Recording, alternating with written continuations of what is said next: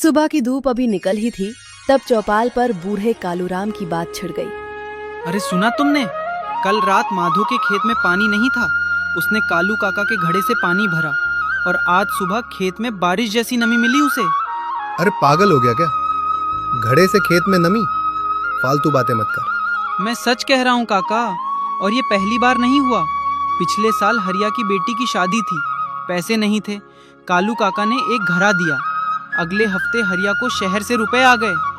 बेटा, उस घड़े के बारे में ज्यादा मत बोलो। जिसने भी ज्यादा जानना चाहा, उसके लिए अच्छा नहीं रहा। रमेश हंसने लगा, लेकिन सुखिया का चेहरा गंभीर था। उसी वक्त दूर से एक गाड़ी की आवाज आई। गांव के रास्ते पर धूल उड़ा रही थी एक चमचमाती गाड़ी। उस गाड़ी से उतरे मोतीलाल सेठ, जो शहर के मशहूर व्यापारी थे, और उनके साथ उनका नौकर भी था। यही गांव है ना, रामगढ़? जी सेठ जी, लेकिन आपने जिस आदमी का नाम लिया, कालूराम कुम्हार, उसके पास जाने से पहले सोच लीजिए। क्यों? डर लगता है एक बूढ़े कुम्हार से? तुम मुझे अच्छे से जानते नहीं हो क्या? सेठ जी, पिछले साल एक आदमी उनसे वो खास घड़ा मांगने गया था। वो आदमी अगले दिन से कभी ठीक से सो नहीं पाया। उसे रातों को आवाजें सुनाई देने लगी। बकवास बंद कर। मुझे बस उस घड़े तक पहुंचना है। तू मुझे बस उस कुम्हार तक पहुंचा दे, बाकी मैं खुद संभाल लूंगा। कालूराम का घर गांव के आखिरी छोर पर था। मिट्टी की दीवारें, खपरेल की छत, आंगन में चाक घूम रहा था, और वहीं पास में खड़े थे कालूराम। उम्र कोई 80 साल। मोतीलाल कालूराम के आंगन में आ गया। प्रणाम काका, बड़ी दूर से आया हूं आपसे मिलने। आपके चर्चे तो दूर दूर तक हैं। कालूराम ने नजर उठाई, एक पल देखा, फिर चाक पर वापस ध्यान लगा लिया। जानता हूँ क्यों आए हो। अपनी बात कहो बेटा, क्या काम है? क्या? मैंने तो अभी कुछ बताया ही नहीं। जो इंसान इतनी सुबह इतनी दूर से बिना बुलाए आता है, वो कुछ मांगने आता है। इसलिए बताओ, क्या काम है?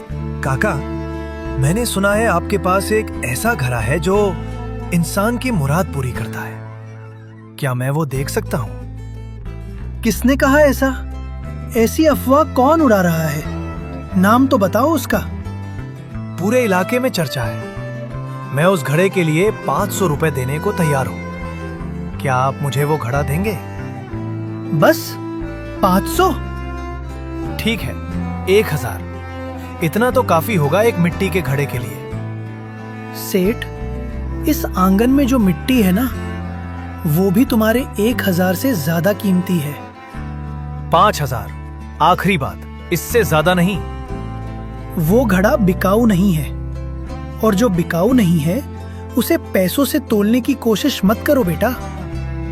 मोतीलाल बाहर निकल गया, लेकिन उसकी आंखों में एक और आग जल रही थी।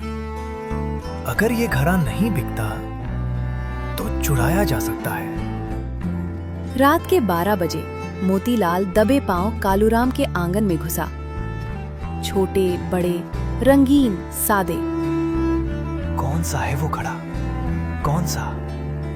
तभी एक कोने में उसे दिखा एक घड़ा, बाकी सबसे अलग। उस पर कोई रंग नहीं, कोई नक्काशी नहीं, बस सादा भूरा मिट्टी का घड़ा। लेकिन उसके ऊपर एक कपड़ा ढका था।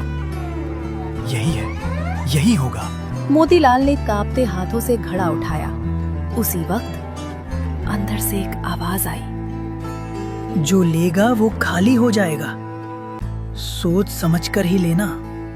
किसी के बाहर आने से पहले मुझे ये घड़ा लेकर भागना होगा।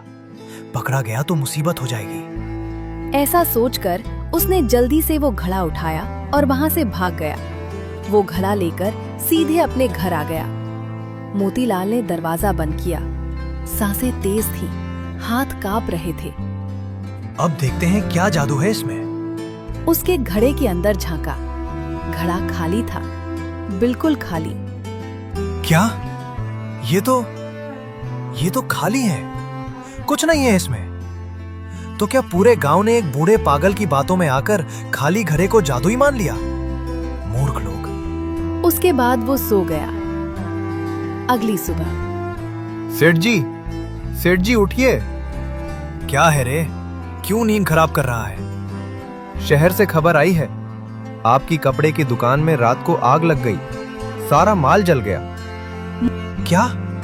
कैसे? तुमने ठीक से पता किया ना? वो हमारी ही दुकान है या किसी और का? आपका ही है मालिक। और मुनीम जी का कहना है कि पिछले हफ्ते जो 10,000 का माल भेजा था वो खरीदार ने लेने से मना कर दिया, पैसे नहीं आएंगे। मोतीलाल का चेहरा सफेद पड़ गया। ये कैसे हो गया एक रात में? मैं तो बर्बाद हो गया। वो दिन तो जैसे तैसे बीत गया, लेकिन अगले दिन ही उसका साझेदार रघुनाथ उसके घर आ गया। मोती, मुझे बात करनी है, बाहर निकलो। क्या हुआ रघुनाथ? तुम इतने सुबह सुबह क्यों आए? वो जो हमारी साझेदारी है ना, मैं उसे तोड़ना चाहता हूँ। अब हम साथ काम नहीं कर सकते। क्यों? अचानक क्यों? ऐसे क्यों कर रहे हो? कोई खास कारण? तुम्हारे साथ काम करने में मुझे डर लग रहा है। तुम्हारा नसीब इन दिनों ठीक नहीं चल रहा, इसलिए मैं अकेला काम करना चाहता हूँ। उसके बाद रघुनाथ ने मोतीलाल से अपनी साझेदारी तोड़ दी और वहां से चला गया। नसीब क्यों बिगड़ा? वो घड़ा